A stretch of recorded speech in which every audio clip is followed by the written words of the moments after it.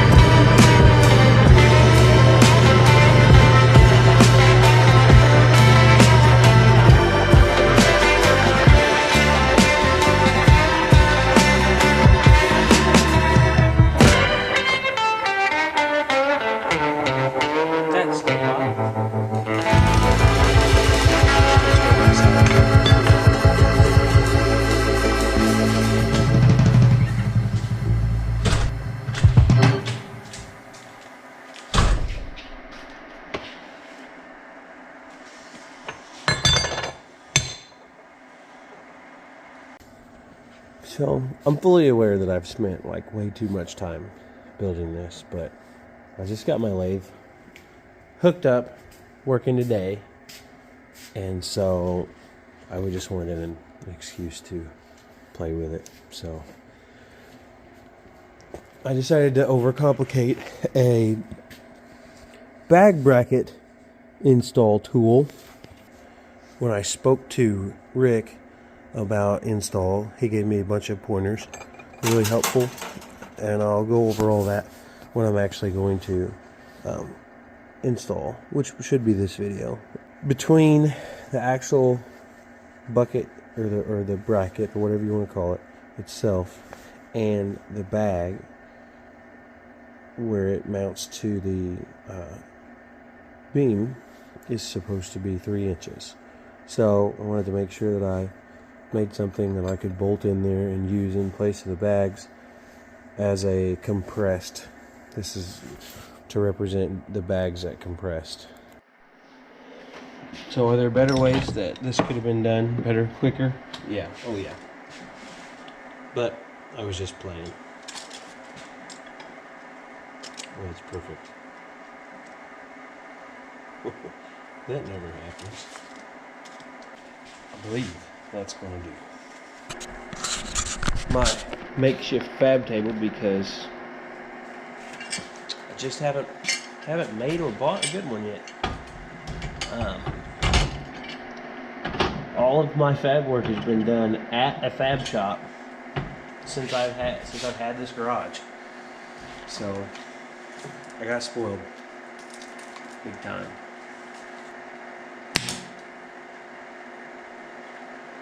Same goes for the welder. Need to buy a decent welder for the house.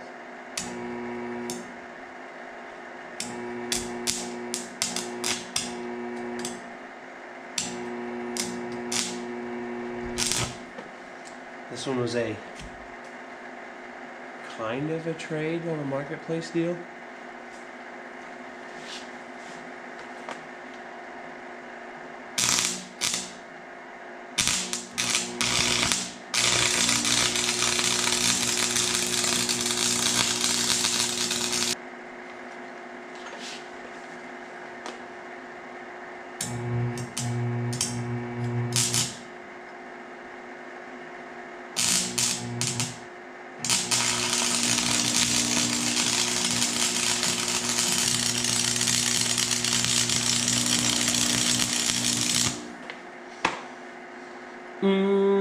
It doesn't like to strike the arc. Once it gets it going, it's a good looking bead though. See, once that bead gets going, well, it looks pretty good.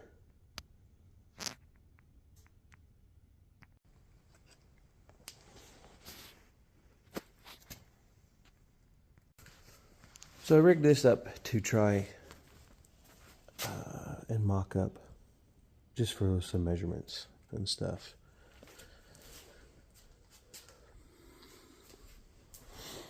Drive shaft is hitting this cross member here. It'll be modified when we go to do the actual body drop, because I've been thinking a lot about that too here lately. We'll probably just use this frame. Cut here, drop this frame 3 inches, and then go from there. But right now, for mock-up, I want to try and modify this cross member. It's going to be a little bit of a hack job for now. Something I'm going to remake once it's actually time to body drop.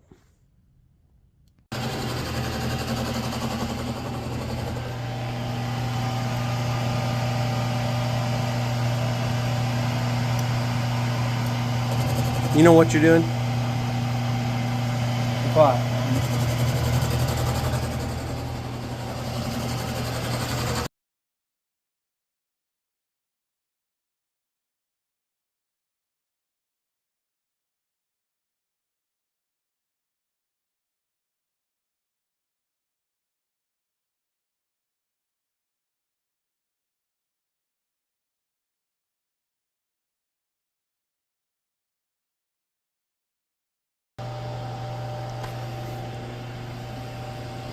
Got her cut out of there.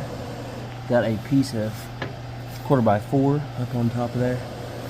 I'm going to weld in just to make sure the frame doesn't separate too much more.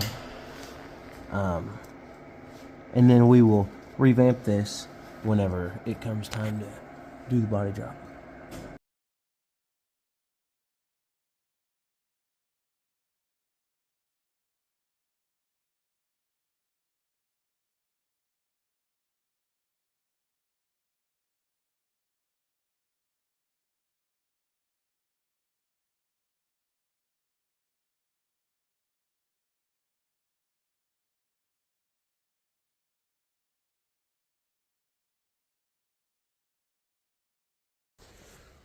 I guess he really did know what he was doing, because just by total skill, right, Nathan? Yep. Total skill, he made my spacer the right size.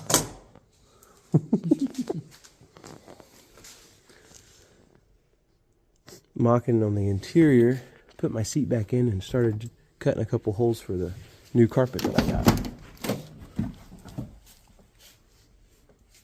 New carpet, but I've sat in here. So there's crap all over the floor.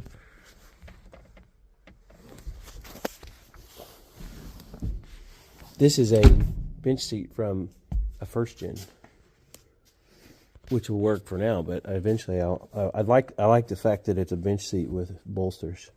I'll have it recovered. Broad future.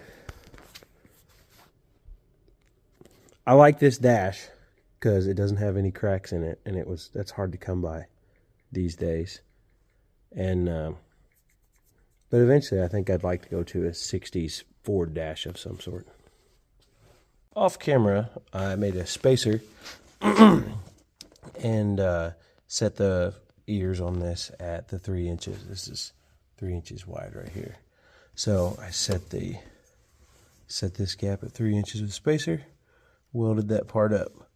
I'm using this spacer. All of what you're looking at here is just going to be a starting point. I'm going to take you along with me as I figure this out. I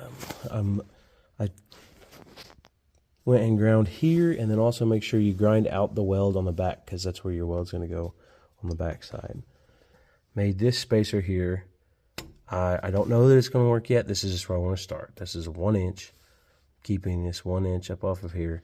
This is judged based upon looking at pictures I've found on the internet, pictures that Rick has sent me, stuff like that. So again, this is where I'm going to start. These dimensions worked. The 1 inch spacer and pay attention to the gap that it's set back away from the ball joints. I like both of those a lot. Said and done. Now the truck hasn't driven on all that setup yet. I haven't hooked up airlines and made it function yet because the rear end is still apart. But I am happy with the height. It allows me to be able to get back in there and put the bolt in, and I got ample weld on it, and it looks good. We're going to get the bag bolted up in there and put the bracket on top of it now and see where we're at. Oh, I guess something else I should show you. You'll probably have already seen me building this in the video, but I made this. The bag collapsed is supposed to be 3 inches. So I was going to set the bag bracket up on top of here, which I guess I can just go ahead and show. So I don't know that overall that this wouldn't have worked. I just don't like the angle. See over here on the front side of the bag, distance from frame to the bottom of the frame, from bracket to the bottom of the frame is larger than over here on this side. I just didn't love that. So I've got a different idea. So I just went ahead and threw it all up in there, bag in the upper bracket, and now I think I'm just going to set it at maybe 1.5 inches up off the bottom of the frame and tack it. Then from there, we'll see how tall the bag is whenever it's compressed. I've run into a little bit of a problem, but I don't believe it's going to be an issue running small wheels. This is another issue that we're going to fix. Really, that I didn't know about when all that started, but it's another issue that we're going to fix whenever it comes time to do the body drop. This whole cross member that holds the beams in place here has taken several pretty hard hits to the ground whenever this truck was static. And now you can see maybe right there that the beam is in line it's not in line with the clearance. It's got almost looks like it was a clearance in the oil pan there. But anyways, it's not in line with it. Right here, This is pretty thin from scraping, and there's a buckle in the cross member right there. This is almost ground off here. That was fun. Anyways, this must have taken a pretty hard hit. Looking at it again now. So it's got everything tweaked under here, and the beam starts making contact with the oil pan before it makes contact with the frame up here, which is where when Rick and I talked, he said that this needs to be on the frame. So if you're trying to clear big wheels and stuff like that, that would be an issue. But I'm looking at, for now, just looking at 17s. I think I'd like to move up to some 18s in the future. But so I'm not going to dig that deep into it. I'm going to set everything up to be right where the beam is touching the oil pan. I know we don't love it, but I don't think it'll be there when we're laid out, when we're touching frame. Yeah, if the I don't think it'll be an issue. So we got everything tacked up, and that's not going to work.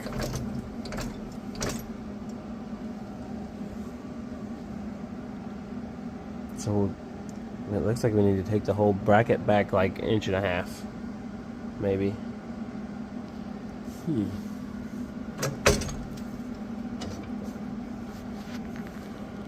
So I got as much air out of the bag as I could, and just using that, I don't think it's sealed off very good. Here in a little bit, I'm going to run to town and see if I can't get some air fittings to stick in there so it'll actually be sealed up. But let's just see where this gets us. Notice that this closely resembles the angle that I was complaining about earlier. So a couple days went by, and I decided here in this spot, I went ahead and cut that whole bottom lip off of there. Now, I'm going to adjust the radius arm, which is one great thing about that part, is you can adjust your wheel forward and backwards in your wheel well. I thought that it looked pretty centered before, but who knows, maybe I made contact with the road at some point and it was actually kicked pretty far back. So I'm going to stick this beam back in here and adjust that out so that the beam actually hits in the right spot. See what that looks like here in a minute. While this was out, I went ahead and welded it out. That little stick welder does an okay job whenever it's dialed in right. Well, that's the situation. That's as good as it's going to get.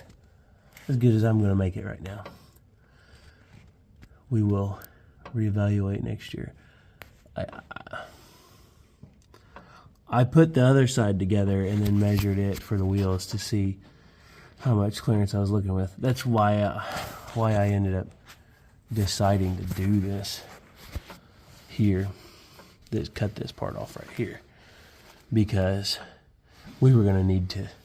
I wasn't even anywhere near that close. See, now I've got about, I can stick a finger in that spot there.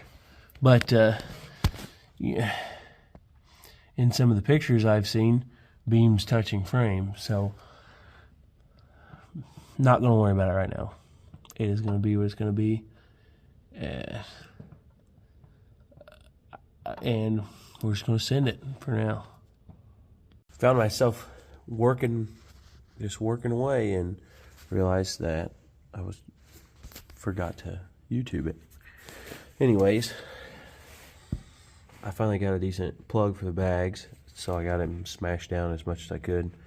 Put the plug in it. I think it's leaked. I actually smashed this bag in the vise a couple days ago, so I think it's leaked off a little bit. But it worked well enough for fitting it up. I fit these mounts here the same as the other side, and I may regret it. I don't think so. I've looked in some pictures. Everybody's got them all different ways. That's probably why there's not a good video on doing this out there. at least my opinion anyways, is everybody's is just a little bit different. But because I'm vlogging my truck anyways, I wanted to get a video of doing mine. Hopefully it helps somebody. But yeah, I've fabbed this one the same way. I got an inch clearance here. Got these welded on the exact same way I did the last side. Put the bag on here while it was bolted to this bracket. Came up here. I mean, brake lines and stuff are in the way, but you can push them out of the way. And I got my mark right here. I'm cutting over just a little bit. There's going to be, you know, if there's a gap, it can be welded. And then this right here, the points measuring from here to here are, which it'll be hard to get an accurate measurement from there to there, but they're close enough. They're pretty dang close. Nothing about this is going to be dead exact. It's going to be more about how's it fitting per side, just because everything's so different. And with my front end being so screwed up from smacking the ground and everything, like this I had to move this beam forward quite a bit, and I'm touching here before the beam ever even touches the frame. So for now, we're just gonna get it up and going, just so I can have something to drive at some point this summer. I think I don't know if I've said it before, but my personal goal is Camp and Drag, to have this truck at Camp and Drag. So yeah, we'll keep on keeping on. But I'm going to get this cut out here in just a second. I'll show you. And then we'll throw the bag up in there and see what our bag angle, throw our bracket up in there and see what our bag angle looks like. My hole cut out. So I tried to do like I did on the last side and run it up in there with it bolted to the bag, but I couldn't get it up in there right. It was wanting to lean too far back. So I took it all apart, throw it up in there. But now, when we look at it right here, it actually looks pretty good. The plug is coming up through the hole where it's supposed to, and I kind of like the way it's setting in there. So what I'm going to do right now is get the angle finder out, tack here, set both of them at the right angle, and then I'm going to bolt the bag up, and we'll see how it goes up and down. This is where it's going to stay. Now, I can see just a little bit of light underneath that I-beam there, and this bag is all the way up. So, ideally, this would probably need to be up a little bit higher if we're going to be clearing big wheels. And really, that's not acceptable, but I need to dig deeper than I can right now. But again, just not super worried about it at this very minute, because we're going to be rebuilding this truck potentially next winter.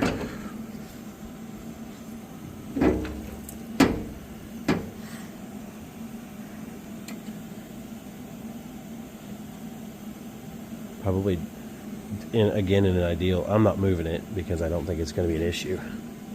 But in an ideal world, you probably would want your bag bracket moved forward some more. But I'm not moving it. I like where it's at. I like my alignment. Gonna send it.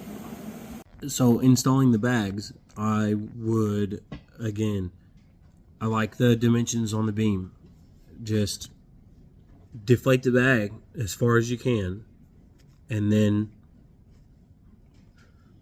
you know, run the beam up to the frame and tack it in place. That's the best overall so far, the best way that I found to do it. Rick said start on passenger side, and I looking back, you know, I see why. It made things a lot easier to start passenger side where you've got a flat working surface, because on the driver's side it's not. So start passenger side where you get a flat working surface.